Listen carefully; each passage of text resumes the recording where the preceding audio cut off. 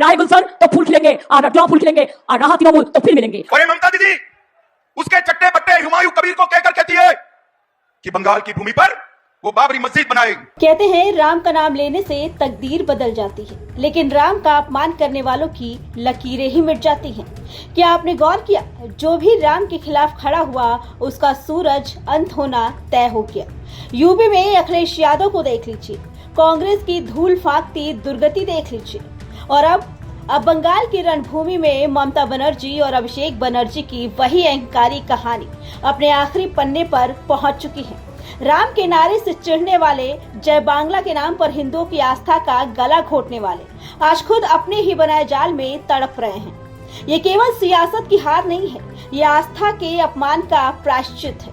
ममता बनर्जी ने जब राम के पावन नारे को राजनीतिक नारा कहकर अपमानित किया था, तब शायद उन्हें अंदाजा नहीं था कि एक दिन उनकी कुर्सी ही नहीं, उनकी सियासी जमीन भी खिसक जाएगी। आज स्थिति ये है कि टीएमसी के दफ्तर नहीं, उनके साम्राज्य की बुनियाद ठहरी है।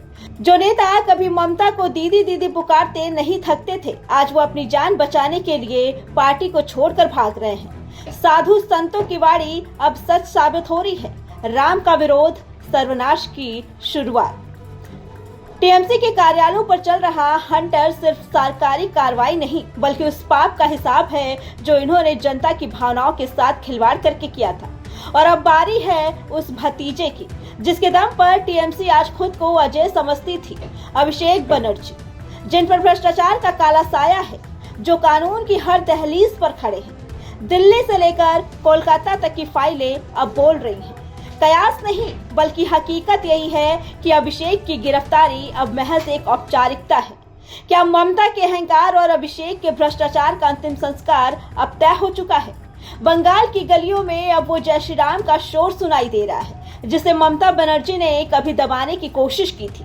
आज वही नारा उनकी सत्ता की कब्र खोद रहा है। ना कुर्सी बची, ना कार्यालय का वजूद, अब तो सलाखों के पीछे जाने की बारी भी सर पर खड़ी है।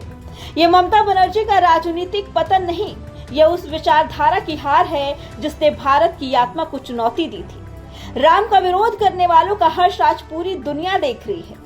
जिसने राम को नकारा, उसे वक्त ने नेस्तनाबूद कर दिया। ममता अभिषेक का ये दुष्कर्म काल अब खत्म होने की कगार पर है। तमाम देश देख रहा है कि रामद्रोहियों का अंजाम क्या होता है। क्या आप भी मानते हैं कि ममता बनर्जी का ये पतन उनके राम विरोधी बयानों का ही फल है? कमेंट बॉक्स में हमें अपनी कमेंट जरूर दीजिए। देखते रहिए, क्योंकि सच कड़वा नहीं, सीधा आंखों में चुभने वाला होता है। क्या आपको लगता है कि ममता बनर्जी के नेतृत्व वाली टीएमसी के पतन के पीछे धर्म की राजनीति का बड़ा हाथ है, या ये पूरी तरह से उसके शासन के खिलाफ सत्ता विरोधी लहर का नतीजा है? हमें कमेंट करके जरूर बताइए। Bureau report, prime TV.